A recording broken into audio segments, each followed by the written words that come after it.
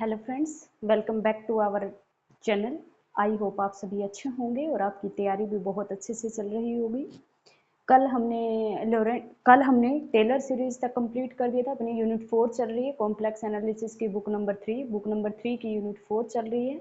कल कहाँ तक हो गया था? कल हमने टेलर सीरीज कर लिया था, सिंगुलरिटी कर ली थी और आज हमें करना है लोरेंट सीरीज। आज हम लोरेंट सीरीज पढ़ेंगे और उसके साथ साथ फिर कोशी रेजिड्यू थ्योरम पढ़ेंगे। 1 मिनट में सिलेबस निकाल लेती हूँ।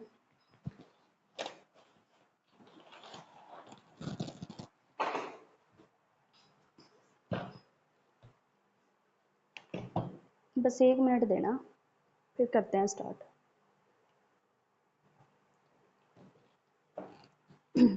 चलो भाई, आज हमें क्या करना है?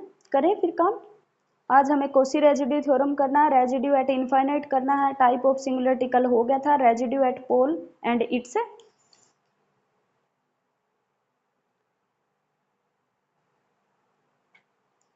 एग्जाम्पल। ठीक है भाई, चलो फिर पहले करेंगे लोरेंट सीरीज। आज का हमारा टॉपिक रहेगा लोरेंट series.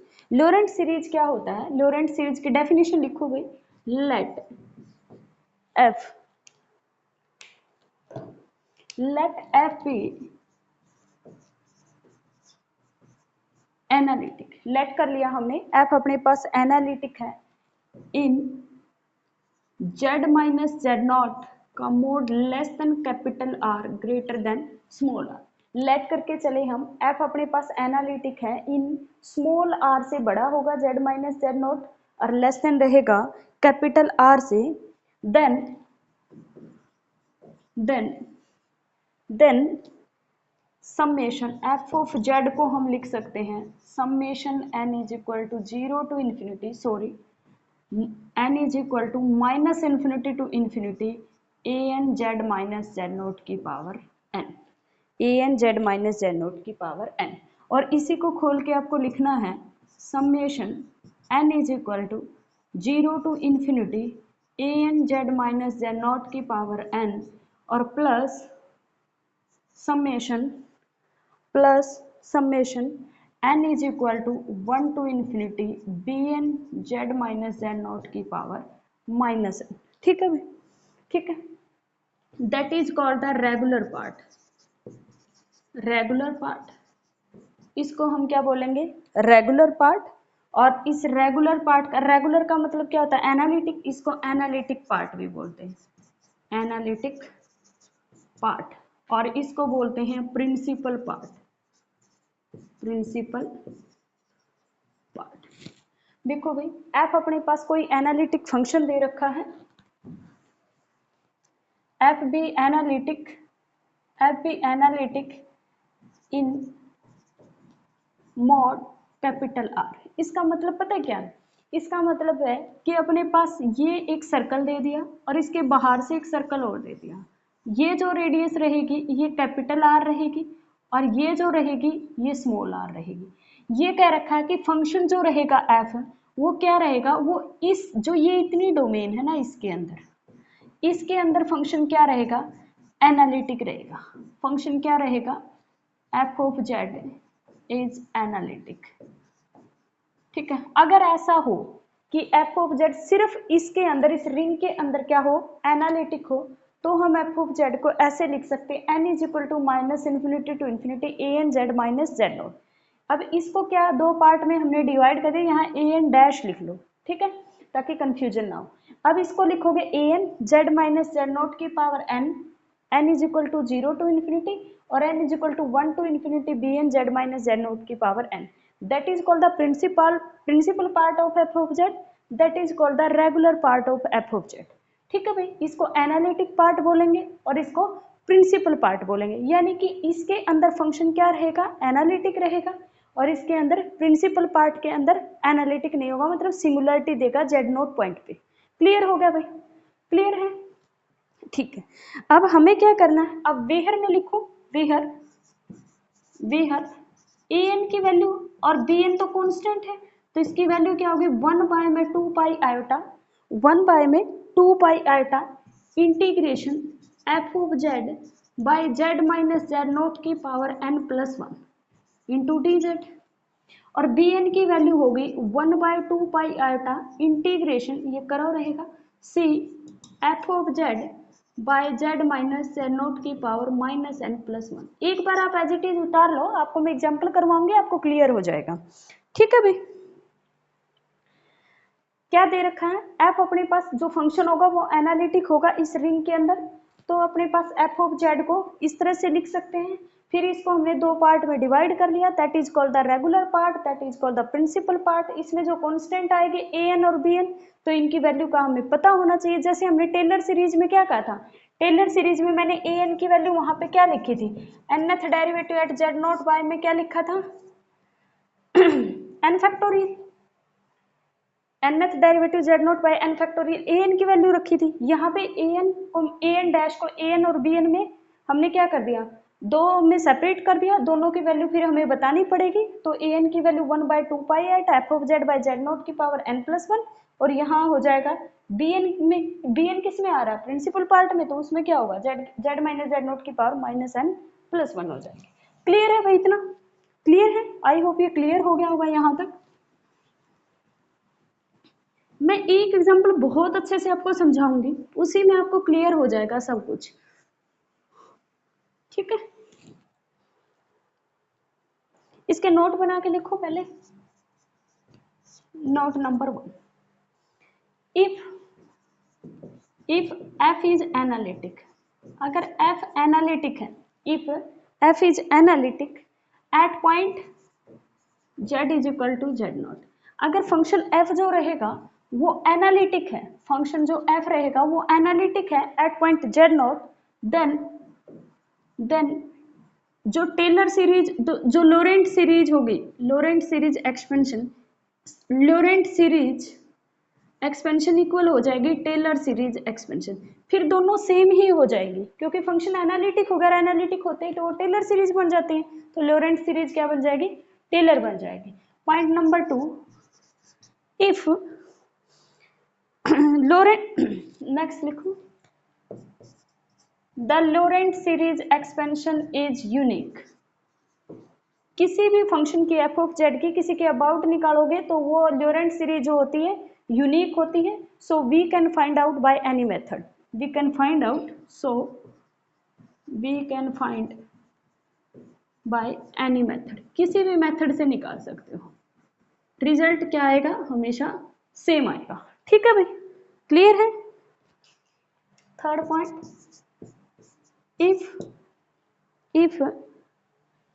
if z is equal to, if z is equal to z naught is isolated singularity, if z is equal to z naught is isolated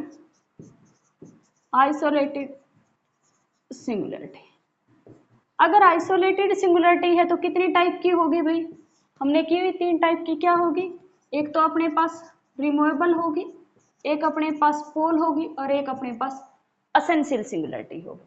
अगर रिमूवेबल सिंगुलरिटी हुई, हाँ नेक्स्ट पॉइंट में लिखो भाई, if z is equal to z naught has removable singularity, then principal part में कोई भी term नहीं होगी, then principal part have no term, principal part में क्या नहीं होगी, कोई भी वैल्यू नहीं होगी।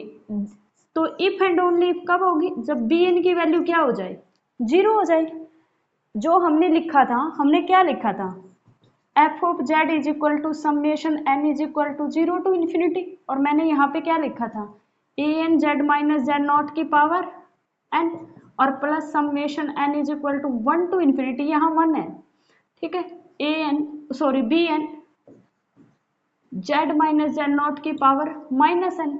अगर अपने पास रिमूवेबल सिंगुलरिटी दे रहा है, ये एफ ऑफ जेड है, z is equal to Z not पे अगर रिमूवेबल सिंगुलरिटी दे रहा है तो तभी देगा जब बी एन की वैल्यू क्या होगी, if B N is equal to 0, then if and only if ही लिख लो, B N is equal to 0 if and only if removable singularity. ठीक है भाई, रिमूवेबल सिंगुलरिटी देगा। नेक्स्ट पॉइंट लिखो, फिफ्थ पॉइंट मैं यही लिखवा रही हूं,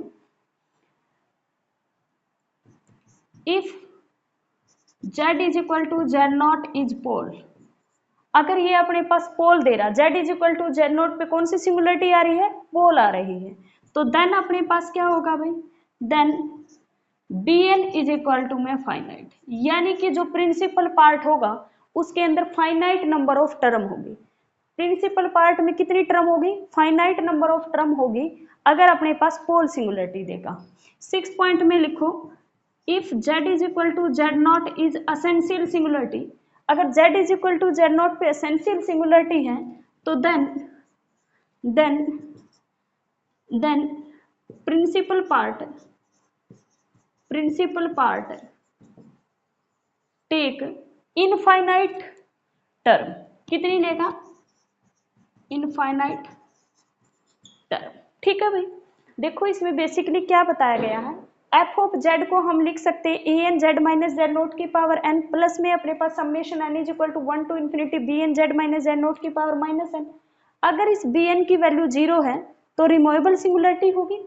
अगर इस प्रिंसिपल पार्ट में, that is called the regular part, that is called the principal part, अगर प्रिंसिपल पार्ट में फाइनाइट मैनी टर्म्स है तो अपने पास पोल सिंगुलरिटी देगा, और अगर अपने पास इसके अंदर इनफाइनाइट मैनी टर्म्स है तो अपने पास, अगर प्रिंसिपल पार्ट में इनफाइनाइट मैनी टर्म है तो एफ ऑफ जेड के पास असेंशियल सिंगुलरिटी मिलेगी z is equal to Z not पे।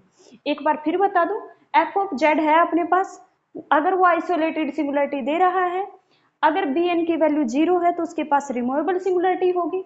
अगर बी एन, अगर अपने पास ये प्रिंसिपल पार्ट है यानी कि बी एन की फाइनाइट मैनी वैल्यूज आ रही है, यानी कि इसके प्रिंसिपल पार्ट में अगर फाइनाइट मैनी टर्म्स है तो अपने पास पोल सिंगुलरिटी देगी, और अगर इसके अंदर इनफाइनाइट मैनी टर्म्स है यानी कि बी एन की इनफाइनाइट वैल्यू एग्जिस्ट कर रही है तो अपने पास क्या हो जाएगा, यहाँ पे असेंशियल सिंगुलरिटी देगा।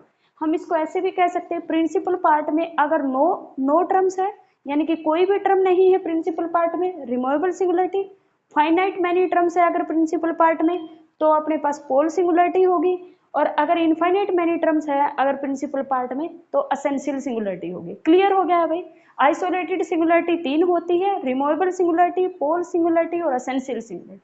इसके अंदर अगर फाइनाइट मैनी टर्म है तो पोल होगी, कोई भी टर्म नहीं है तो रिमूवेबल होगी, इनफाइनाइट मैनी टर्म है तो अपने पास क्या हो जाएगी, क्योंकि इस पोर्शन को नहीं देखना, ये तो एनालिटिक है, जो पोर्शन प्रिंसिपल पार्ट है उसमें देखना हमें, एक भी नहीं है रिमूवेबल सिंगुलरिटी। अगर फाइनाइट है यानी कि 1 2 3 4 जितनी भी है तो पोल सिंगुलरिटी होगी, अगर इनफाइनाइट मैनी है तो अपने पास असेंशियल सिंगुलरिटी होगी। क्लियर हो गया भाई इतना? चलो, आई होप अब तो हो ही गया होगा ये क्लियर।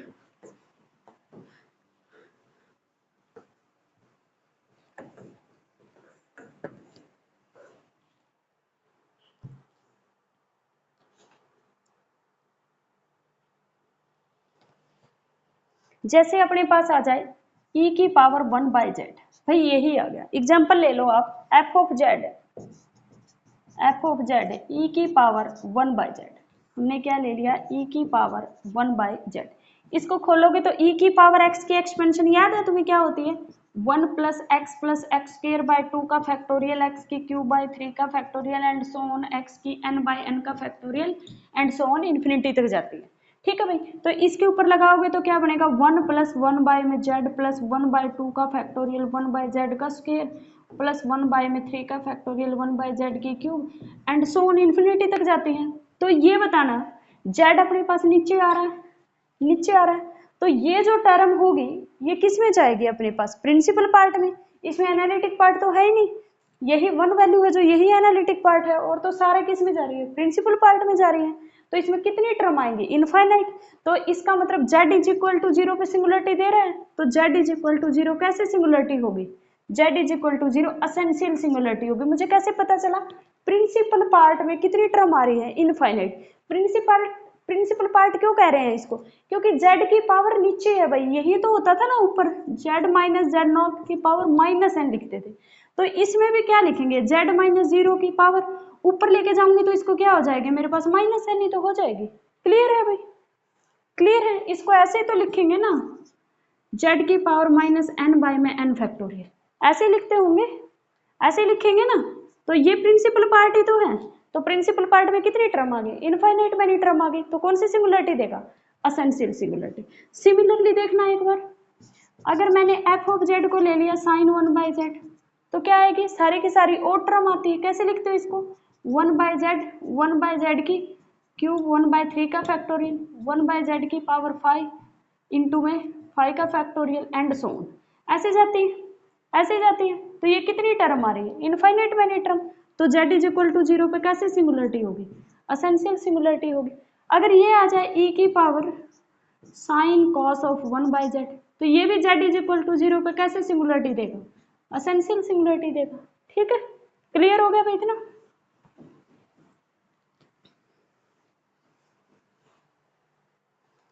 अब आपको ये इजी लगने लग गए होंगे। एक क्वेश्चन है भाई, लोरेंट सीरीज। लोरेंट सीरीज अब किस तरह से आपको लगानी है, मैं एक एग्जांपल करवाऊंगी, बहुत अच्छे से करवाऊंगी, बस आपको अच्छे से देखना है उसको।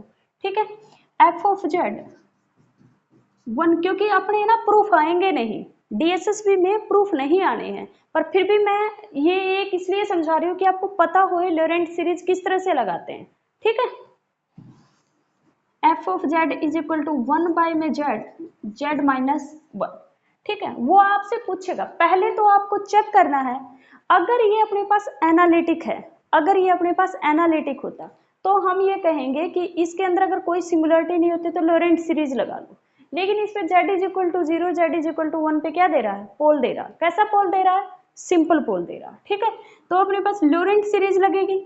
कब लगेगी लोरेंट सीरीज, जैसे ये अपने पास हो गया, वो दो तरह से लगवा सकता है। एक तो अपने पास पहली चीज तो वो आपको देगा about z is equal to 0 पूछ रहा है, और मैं सपोज कर लेती हूँ सेकंड पार्ट में पूछ रहा है about z is equal to 1।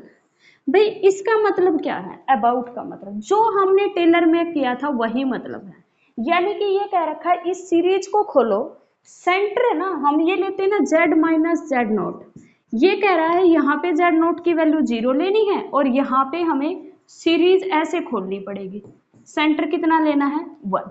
ये अबाउट का मतलब सिर्फ ये होता है कि आपको सेंटर क्या सपोज करना है।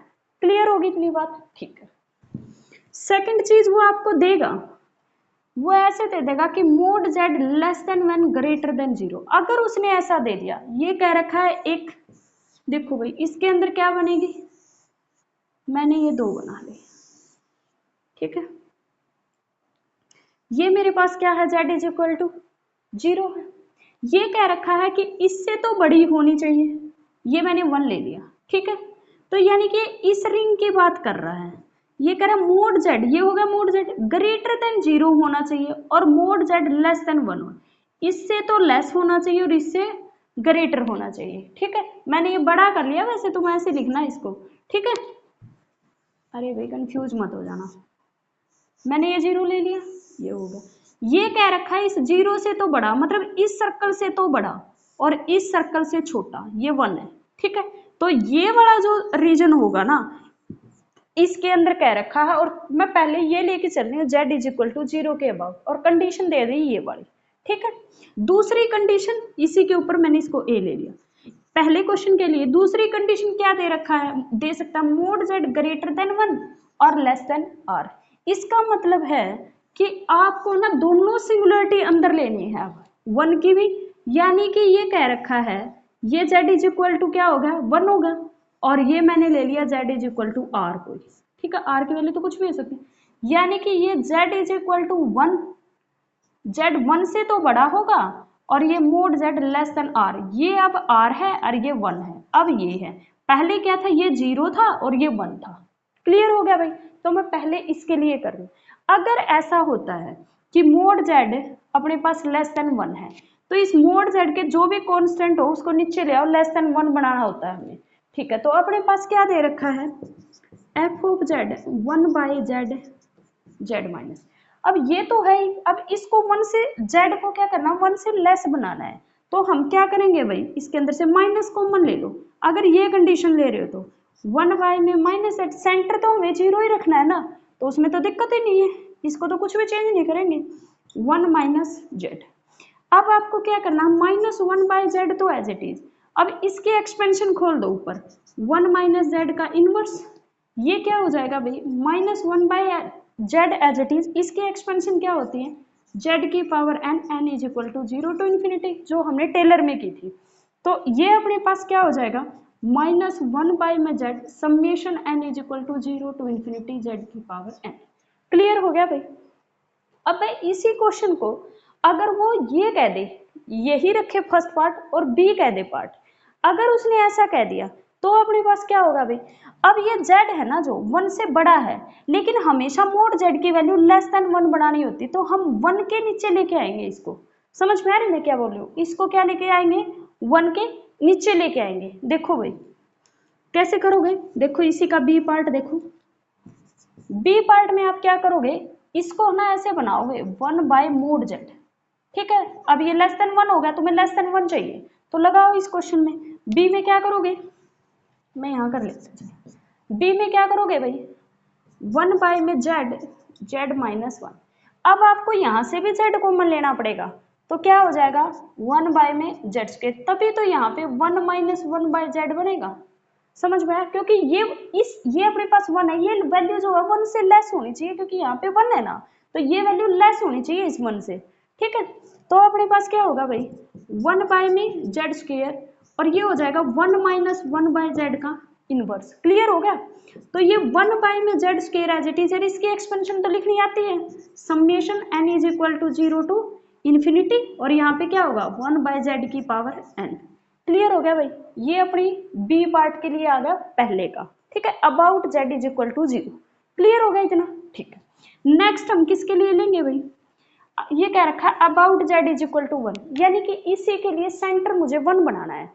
ठीक है भाई, सेंटर 1 बनाना, तो एफ ऑफ जेड क्या दे रखा है z माइनस 1। भाई इसका तो 0 है ना सेंटर, लेकिन मुझे क्या चाहिए 1 चाहिए, तो मुझे पहले इसका क्या बनाना पड़ेगा 1 सेंटर बनाना पड़ेगा। कैसे बनाऊंगी, 1 बाय में 1 ऐड कर देती हूँ और 1 सब्ट्रैक्ट कर देती हूँ और इसको एज इट इज लिखती हूँ। ठीक है भाई, क्लियर है इतना, ठीक है। अब इसको क्या लिखोगे भाई, इसको क्या लिखोगे, इसको लिखोगे, हमें सेंटर क्या चाहिए ये चाहिए, तो मैं इसको ये लिख लूँ 1 बाय में 1 प्लस z माइनस 1, और ये आ जाएगा अपने पास, इसमें से -1 को कॉमन ले लो भाई, क्या हो जाएगा 1 माइनस z। समझ में आ गई बात। अब ये बताना इसका सेंटर भी 1 है और इसका सेंटर भी कितना है 1, तो माइनस कॉमन ही मत लो, चाहे छोड़ो इसको। ये क्या है z माइनस 1, इसका तो सेंटर ऑलरेडी 1 है, तो इसको जैसे पहले वाले में हमने क्या किया था 1 बाय z को एज इट इज रखा था ना, क्योंकि जरूरत ही नहीं थी हमें कुछ करने की। लेकिन यहाँ पे अपने पास अगर सेंटर 1 है तो ये तो एज इट इज पड़ा रहेगा, इसमें कुछ भी छेड़छाड़ नहीं करनी, जिसका सेंटर सेम है ये तो एज इट इज होगा। ठीक, अब बचा हुआ जो पोर्शन है 1 प्लस z माइनस 1 ये हो गया। अब आपको ये देखना है, पहले पोर्शन के लिए कह रही हूँ मैं, मोड z लेस देन 1 है, लेकिन यहाँ पे अगर मोड z लेस देन 1 है तो अब मुझे क्या देगा ये कंडीशन, अगर ये देगा तो मुझे ऐसा देना पड़ेगा या तो z माइनस 1 का मोड लेस देन 1 हो जाए। समझ में आए, ये देगा, और यहाँ पे ये कंडीशन कैसे बनेगी z माइनस 1 का मोड लेस देन r हो जाएगा। ये दो कंडीशन देगा। अगर ये पहली कंडीशन देता है ये क्या देगा अपने पास, इसके लिए a क्या बनेगा भाई, इस क्वेश्चन के लिए about z is equal to 1 के लिए a क्या देगा, वो z माइनस 1 ग्रेटर देन 1, और सॉरी ग्रेटर देन अपने पास क्या था उसमें 0 था ना,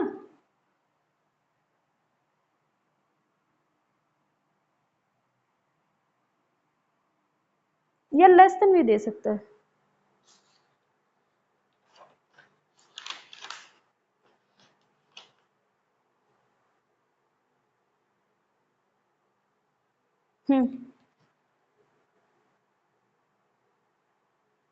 हाँ भाई, दूसरी होगी z माइनस 1 का मोड ग्रेटर देन 1 और less than r, greater than 0 और लेस देन 1। ठीक है भाई, ऐसे देगा ये।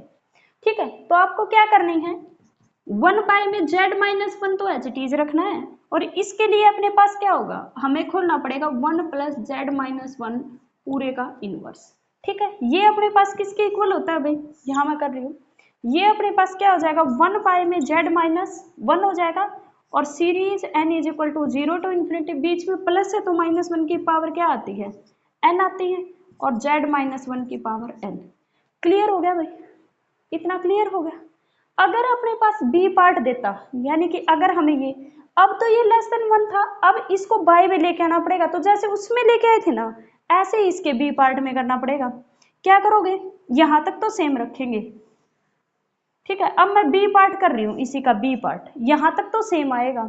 फिर देखना हमें क्या चाहिए, जेड 1 में z-1 चाहिए, ये तो एज इट इज रहेगा z-1, इसमें से z-1 कॉमन लेना पड़ेगा, तो क्या आ जाएगा z-1, और यहाँ क्या आ जाएगा 1 + 1/z-1। क्लियर हो गया भाई इतना? ये क्या बन गया भाई, ये बन गया 1/z-1 का स्क्वायर हो गया, और यहाँ पे क्या हो जाएगा समेशन n = 0 to -1 की पावर n 1/z-1 की पावर n। समझ में आई भाई बात? समझ में आया? क्योंकि मुझे क्या बनाना है भाई, ये है ना, ऐसे करना पड़ेगा, ये 1 से बड़ा है तो मुझे तो हमेशा ये जो मोड होता है ये <1 रखना होता है, इसमें तो <1 था ऑलरेडी, इसमें नहीं है तो बनाएंगे, इसको इसके डिवाइड में लेके आएंगे, 1/z-1 टाइप का बनाना पड़ेगा। यहाँ पे अपने पास z-1 है तो इसको कॉमन लोगे बाहर, एक ये रहा एक ये रहा, पावर कितनी बन जाएगी 2 बन जाएगी, और यहाँ क्या आ जाएगा 1/z-1 जो मैंने बाद में लिख दिया, और इसकी जगह क्या आ जाएगा 1। क्लियर हो गया? और फिर हमने एक्सपेंशन लिख दी। क्लियर है इतना? आई होप ये समझ में आ गया होगा आपको लोरेंट सीरीज। किसी की भी एक्सपेंशन खोलनी हो लोरेंट सीरीज की हेल्प से आप ऐसे ही खोलोगे। ठीक है? ठीक है भाई, चलो भाई नेक्स्ट अपना टॉपिक क्या था, रेजिड्यू। नेक्स्ट टॉपिक अपने पास लोरेंट सीरीज थी। नेक्स्ट अपने पास आता है एक है ना, बेसिक सा तुम्हें ध्यान रखना है कि जो टेलर सीरीज है वो तो हम तब लगाते हैं जब फंक्शन अपने पास एनालिटिक होता है। अगर सिंगुलरिटी आती है तो वहां पे फिर सिर्फ लोरेंट सीरीज ही लगेगी, टेलर सीरीज नहीं लगेगी। और अगर अपने पास फंक्शन एनालिटिक है वहां पे लोरेंट सीरीज को हम टेलर ही बोल देंगे, क्योंकि टेलर सीरीज ही हो जाएगी वो। तो यहाँ पे लोरेंट सीरीज कब लगाते हैं हम, जब सिंगुलरिटी हो, और टेलर सीरीज कब लगाते हैं, जब फंक्शन एनालिटिक हो। क्लियर है भाई?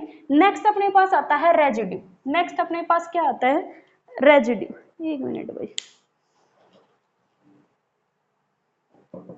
मैं इंक डाल लेती हूँ, बस 1 मिनट रुक जाओ, फिर वो चलेंगे नहीं ना अच्छे से।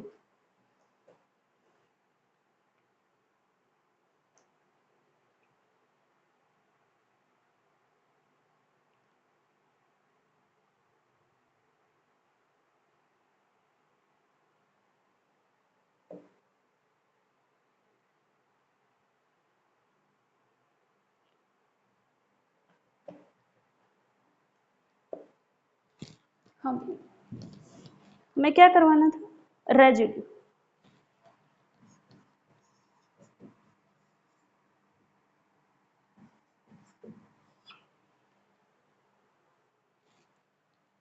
रेजिड्यू करना भाई। रेजिड्यू क्या होता है अपने पास, रेजिड्यू का मतलब होता है अपने पास,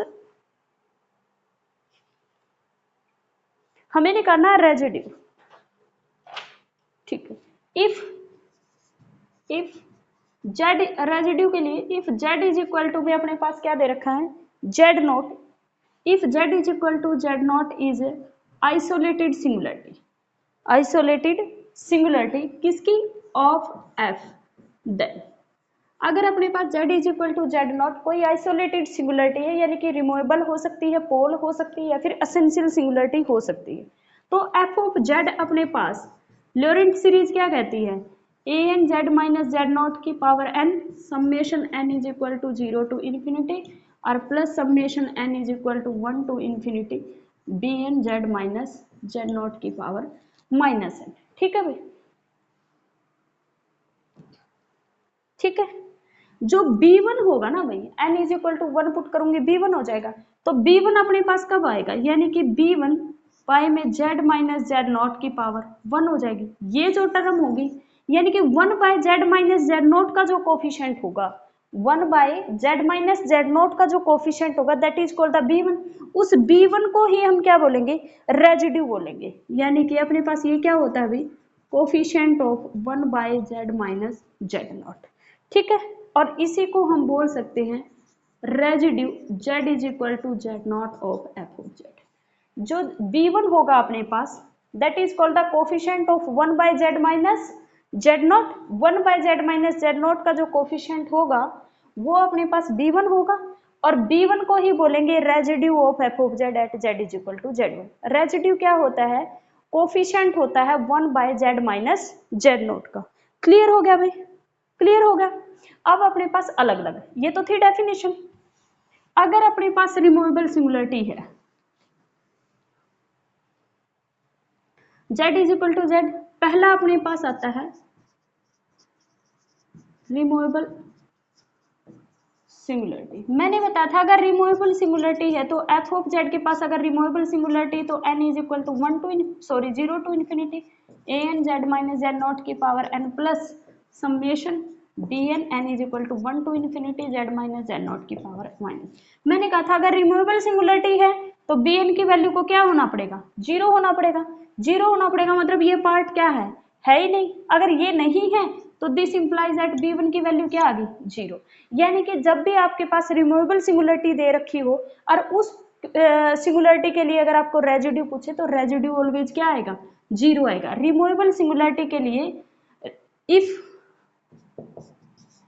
f of z has removable singularity then residue z is equal to z naught f of z is equal to 0। तो रेजिड्यू क्या रहेगा z is equal to Z not पे, z is equal to Z not पे जो residue रहेगा भाई वो अपने पास जीरो रहेगा। क्लियर हो गया भाई, ठीक है। अगर अपने पास दूसरा देखो, अगर पोल सिंगुलरिटी है, हाँ सेकंड अपने पास क्या कहता है कि अगर पोल सिंगुलरिटी, एक तो अपने पास पोल सिंगुलरिटी के लिए तुम क्या निकाल सकते हो, पोल सिंगुलरिटी है और आपको रेजिड्यू निकालना z is equal to Z not F of z, तो आप b1 निकाल सकते हो। ये तो होगा बाय द एक्सपेंशन। आप एक्सपेंशन से जाओगे फिर b1 का कोफिशिएंट निकालोगे, लोरेंट सीरीज खोलनी पड़ेगी इसके लिए। तो हमारे पास और भी तरीका है रेजिड्यू निकालने का, ठीक है। और ये पोल के लिए ही स्पेशली अपने सिलेबस में मेंशन भी कर रखा कि रेजिड्यू एट पोल, ठीक है। तो ये अपने पास वो इसीलिए कर रखा, वो आपसे ना ये सोच रहा है कि आप बेसिक अप्रोच से ना जाके आप किसी शॉर्टकट से जाओगे। तो इसके लिए भाई बहुत इंपॉर्टेंट है अभी जो मैं बता रही हूँ, पोल अपने सिलेबस में है, ठीक है। रेजिड्यू एट पोल पूछ रखा है, ठीक है भाई। तो रेजिड्यू निकालना हमें, residue z is equal to Z not F of Z, residue at pole लिख लो, रेजिड्यू एट, पहले लिखोगे simple pole, at simple pole at Z is equal simple pole, ठीक है। रेजिड्यू एट सिंपल पोल, अगर सिंपल पोल दे दिया जाए यानी कि रेजिड्यू निकालना, और आपके पास यानी कि residue z is equal to Z not F of z, और वो फंक्शन ऐसे दे रखा है कि फाई जेड बाय में साई ऑफ जेड, आपको फंक्शन को ऐसे लिखना है। तो इसका रेजिड्यू अपने पास क्या होगा, फाई ऑफ जेड बाय में psi dash Z Z naught, ये पुट कर दो, that is called the residue. Example दे देती हूँ, जैसे अपने पास दे दिया F of Z is equal to tangent Z, ठीक है भाई, टेंजेंट जेड। आप क्या लिखोगे, इसको लिख सकते हो साइन जेड बाय में कॉस जेड। आपको पता है ये सिंपल पोल देगा, हाँ क्या लिखोगे, f of z has simple pole at z is equal to 2n plus 1 pi by 2, 2n plus 1 pi by 2 पे cos z क्या हो जाएगा, जीरो हो जाएगा। तो ये अपने पास सिंपल पोल देगा 2n प्लस 1 पाई बाय 2 पे। तो ये आपके पास ऊपर वाला जो फंक्शन है मैं इसको बोल रही हूँ फाई z और नीचे वाले फंक्शन को बोल रही हूँ साई z, ठीक है। तो आपको रेजिड्यू निकालना है 2n, तो आप क्या निकालोगे, residue z is equal to में 2n plus 1 pi by 2 f of z, क्या होगा भाई, आप निकालोगे sine of 2n plus 1 pi by 2। नीचे वाले का क्या करना होता है, मैंने कहा था रेजिड्यू में क्या करोगे, नीचे वाले का डेरिवेटिव साई डैश कर लोगे। साई डैश यानी कि कोस जेड का डेरिवेटिव क्या होता है अपने पास, माइनस साइन, और यही वैल्यू पुट करनी है 2n प्लस 1 पाई बाय 2। ये दोनों कैंसिल हो गए, रेजिड्यू कितना आ गया, -1। z is equal to 2n plus 1 pi by 2 पे जो टेंजेंट z है उसका रेजिड्यू क्या होगा, -1 होगा। क्लियर हो गया भाई इतना, आई होप इतना क्लियर हो गया होगा।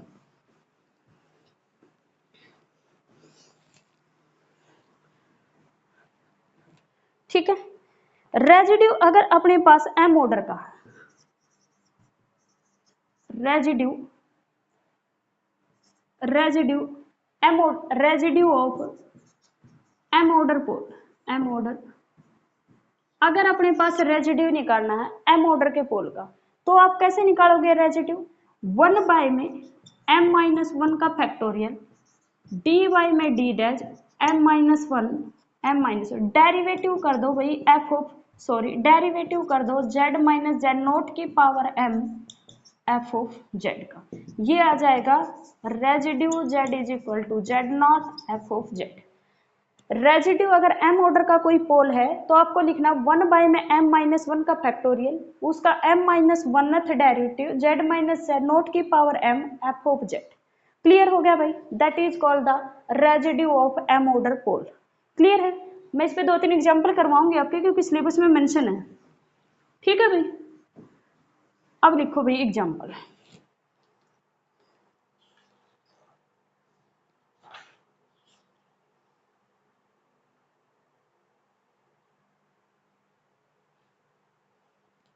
रेजिड्यू निकालना है z इक्वल टू -1 पे z by z minus one और z प्लस, सिंगुलरिटी तो -2 पे भी दे रखा है और 1 पे भी दे रखा है, सॉरी z प्लस 1 कर लो इसको। ठीक है, ये अपने पास हो गया, 1 पे भी दे रखा है और -2 पे भी दे रखा है, तो -1 पे भी दे रखा है और -2 पे भी दे रखा है, लेकिन ये कह रखा है सिर्फ -1 पे। तो आपको क्या करना है भाई, सिंगुलरिटी वाले मैंने कहा था इसको क्या करना है, सिंपल पोल दे रहा है, इसमें तो सिंपल पोल दे रहा है, तो सिंपल f ऑफ z आप किसको मानोगे, z बाई z प्लस 2, और जो सिंगुलरिटी दे रहा है सिर्फ उसको अलग से लिख लो। ठीक है, उसको आप लिखोगे अलग से, इसका रेजिड्यू निकालना है ना, z इक्वल टू -1। भाई ये सारा जो तुम्हारा रहेगा that is called the phi z, इसको बोलोगे फाई z और इसको बोलोगे साई z। मैंने बताया था आपको, आप क्या करोगे, रेजिड्यू z इक्वल टू -1, आप फाई ऑफ क्या लिखोगे, z की जगह क्या लिखना है -1, और क्या लिख दोगे, साई का डेरिवेटिव कर दोगे और फिर -1 पुट करो। इसका करोगे तो -1 पुट करना, इसके अंदर क्या आएगा, -1 बाय -1 1, और डिवाइडेड बाय में इसका डेरिवेटिव क्या आ जाएगा, with respect to z derivative 1 करोगे, कहीं पुट ही नहीं करना, तो कितना आ गया -1। क्लियर हो गया भाई, क्लियर हो गया। नेक्स्ट भाई,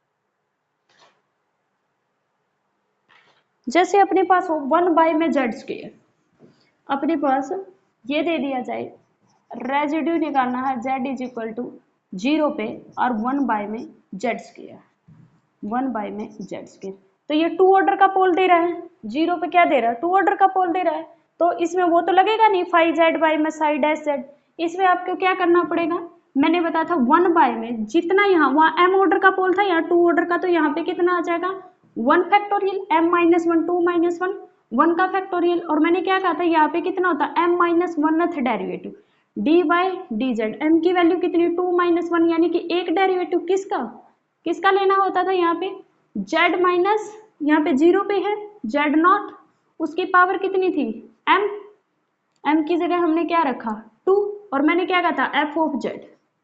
ठीक है भाई, तो यहाँ पे कितना आ जाएगा अपने पास 1 बाय में 1 फैक्टोरियल, और d बाय में डी जेड किसका लेना है मुझे, इससे ये कैंसिल, तो कितना आ गया 1, तो कितना आ गया 0, तो इसका रेजिड्यू कितना आ जाएगा, z इज इक्वल टू 0 पे 0 आ जाएगा, क्योंकि कांस्टेंट का डेरिवेटिव 0 होता है। क्लियर हो गया भाई, यहीं पे अगर z की क्यूब होता तो अपने पास 0 पे निकालते तो भी 0 ही आता। ठीक है, क्लियर हो गया, इस तरह से अपने पास निकालना है। कुछ एग्जाम्पल करना m ऑर्डर के पोल के और भी।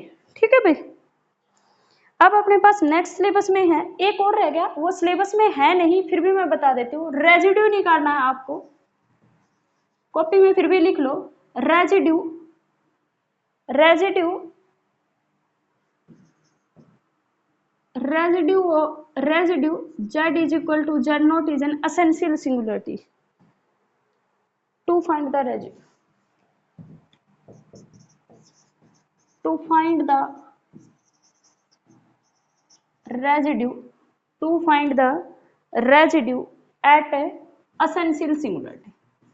भाई अगर essential singularity हो तो रेजिड्यू निकालने के लिए सिर्फ लोरेंट सीरीज एक्सपेंशन ही एक मेथड है, यानी कि B1 जो होगा वही रेजिड्यू होगा z is equal to Z not f of z का, if z is equal to Z naught is essential singularity।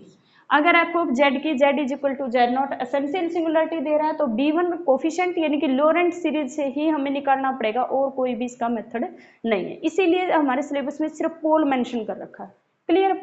पोल का दोनों का पता चल गया। अगर सिंपल पोल दे रखा है तो आपको क्या करना है, फाई ऑफ जेड बाय में phi of z not by में साई डैश जेड नॉट, इसका डेरिवेटिव है भाई। ठीक है, जहां पे सिंगुलरिटी दे रहा है सिर्फ वही लेना है। यहाँ पे अगर z -1 दे रहा है तो z -1 लेना, z स्क्वायर -1 दे रखा तो z स्क्वायर माइनस, सिर्फ उसका डेरिवेटिव करके और सिंगुलरिटी पॉइंट पुट करना होता है। अगर अपने पास m ऑर्डर का पोल है तो 1 बाय m-1 का फैक्टोरियल। अगर m ऑर्डर का पोल है तो मैंने क्या बताया था, 1 बाय में m-1 का फैक्टोरियल, उसका m-1th डेरिवेटिव करना है। किसका करना है, z माइनस जेड नॉट की power m F of Z का, क्योंकि इससे है ना जो नीचे वाला सिंगुलरिटी वाला पोर्शन है वो कट जाएगा। ठीक है भाई, क्लियर हो गया? नेक्स्ट भाई, नेक्स्ट है कोशी रेजिड्यू थ्योरम। ठीक है, नेक्स्ट है Cauchy residue theorem.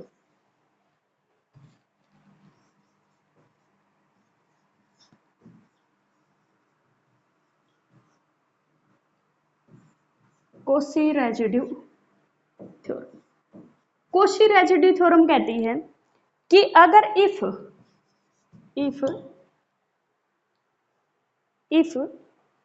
f is analytic,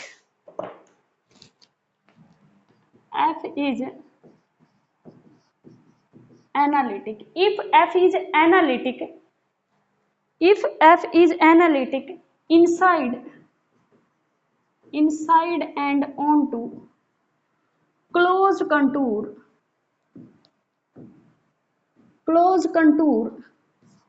C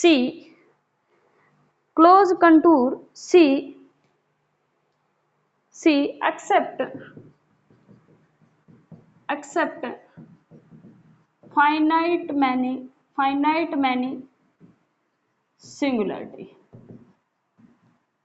then तो अपने पास integration F of z c d z equal होगा 2 पाई आयोटा, और यहाँ पे अपने पास residue z is equal to Z not F, residue z is equal to Z not F, residue z is equal to Z not f and residue z is equal to z N.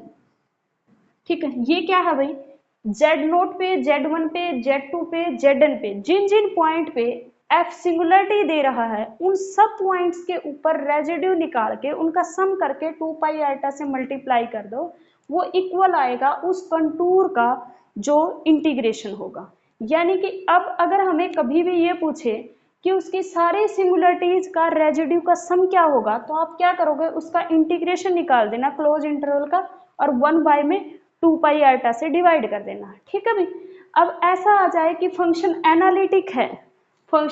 Analytic है और close contour दे रखा है, तो हमें पता है सम of the residue क्या आएगा, 0 आएगा, क्योंकि क्लोज कंटूर में हम पढ़ के आए थे पीछे कि इसकी क्या होती है, कोशी थ्योरम क्या कह रही थी पीछे कि अपने पास एफ ऑफ जेड की value close contour F of z के इंटीग्रेशन की वैल्यू कितनी हो जाएगी, 0 हो जाएगी, तो वहां पे अपने पास सम ऑफ द रेजिड्यू क्या हो जाएगा, 0 हो जाएगा। क्लियर है भाई? नेक्स्ट है जो अपने सिलेबस में है रेजिड्यू एट इंफिनिटी। नेक्स्ट है रेजिड्यू एट इंफिनिटी। नेक्स्ट लिखो भाई, हमें लिखना है रेजिड्यू एट इंफिनिटी। ठीक है भाई, रेजिड्यू, अगर आपको residue z is equal to infinity पे निकालना है एफ ऑफ जेड का, तो आप ये भी निकाल सकते हो कि residue z is equal to 0 पे निकाल दो 1 by z square f of 1 by z. एक डेफिनेशन तो ये होती है। रेजिड्यू अगर हमें इन्फिनिटी पे चेक करना है तो आप रेजिड्यू चेक कर दो 0 पे, उस एफ ऑफ जेड की जगह आप लिख दो एफ ऑफ 1 बाई जेड और बाहर मल्टीप्लाई कर दो 1 by z square. Second definition क्या है, ये तो है फर्स्ट। सेकेंड डेफिनेशन क्या है, आपको रेजिड्यू निकालना है, हाँ रेजिड्यू निकालना है z is equal to infinity f of z equal होगा भाई minus sum of residue at all singularity all singularity in c. मैंने जैसे अभी करके बताया था ना, सी के अंदर मान लेते हैं कि residue z is equal to Z not F, residue z is equal to z1 and so on. C के अंदर जितनी भी सिंगुलरिटी है, जितनी भी सिंगुलरिटी, मान लेते n सिंगुलरिटी है, उन सबका रेजिड्यू का सम करके बाहर नेगेटिव लगा दो, that is the residue at infinity. F of Z का रेजिड्यू अगर हमें इन्फिनिटी पे चेक करना है तो हम ऐसे चेक करेंगे। क्लियर हो गया भाई? Sum of residue at all singularity in c, यानी कि जेड नोट जेड1 जेडन ये क्या है? सिंगुलरिटी है एफ ऑफ जेड की। इन सब पे हम रेजिड्यू निकाल के बाहर नेगेटिव साइन लगा देंगे, that is the residue at infinity. Clear हो गया है भाई? क्लियर हो गया है?